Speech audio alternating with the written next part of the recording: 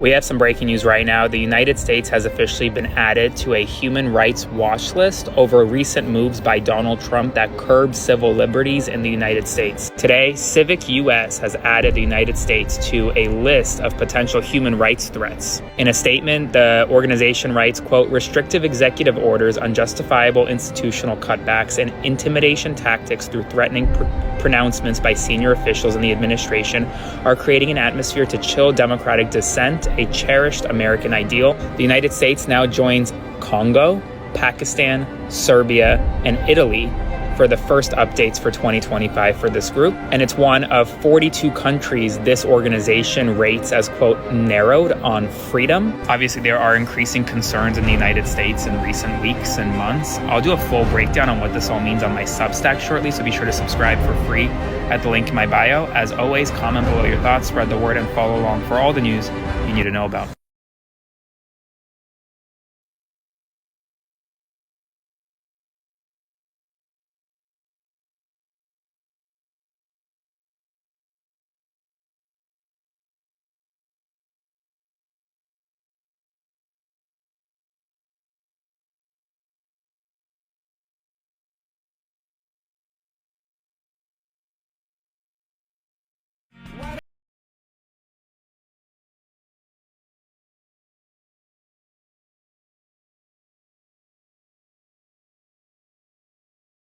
Today, the president has rescinded the 1965 civil rights order that was signed back then by Lyndon Baines Johnson, the president at the time. This particular order protects people in the federal government from workplace discrimination, and it creates standards for hiring and any practices that their contractors also use to hire to make sure that the workforce is inclusive. The president said that this is because he wants it to be a meritocracy, essentially, and revoking these particular measures, he says, is correcting the illegal discrimination that has taken place. Mind you, the only discrimination that was taking place was and has been against the very people the order originally was designed to protect. An order that Republican and Democratic presidents, including himself in his first term, have upheld since 1965. So doing so now has quite a different motivation attached to it, one that we saw on the campaign trail, one that I spoke about many times. And in this particular order, it's a little bit more insidious.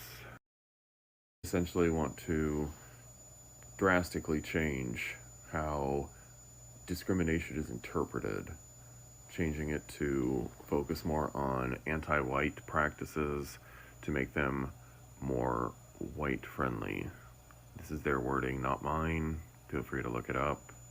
They're also pushing this even farther out to say that companies or organizations that maintain these practices from the 1965 order will have more difficulty interacting with the government, and that essentially means in terms of contracts that are awarded and the like.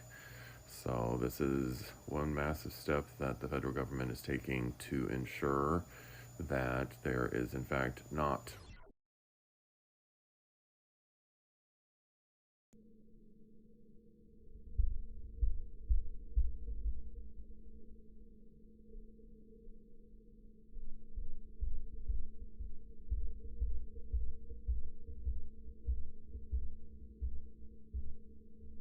We have some breaking news right now. The Trump administration has officially frozen the Civil Rights Division of the United States Department of Justice. According to two new memos obtained by the Associated Press, the Department of Justice has ordered that all attorneys in the Civil Rights Divisions are not allowed to file any new complaints, amicus briefs, or other certain papers until further notice. In addition, the Civil Rights Division may now reconsider police reform agreements negotiated by the Biden administration. Essentially, as it currently stands, the Civil Rights Division cannot pursue civil rights violations in the United States of America. Before I continue, if you don't yet follow me on my Instagram, Substack, or YouTube, that's where I'll be if TikTok is ever banned or if I can't ever get back into this app for whatever reason. This freeze could potentially jeopardize ongoing civil rights cases to protect the rights of everyday Americans. Now, it's unclear exactly how long this civil rights freeze, this litigation freeze, will last. Right now, the memos did not say how long it will last, but it could potentially last until Harmeet Dillon, who is the expected Assistant Attorney General in the Civil Rights Division, is confirmed. As soon as we get more information.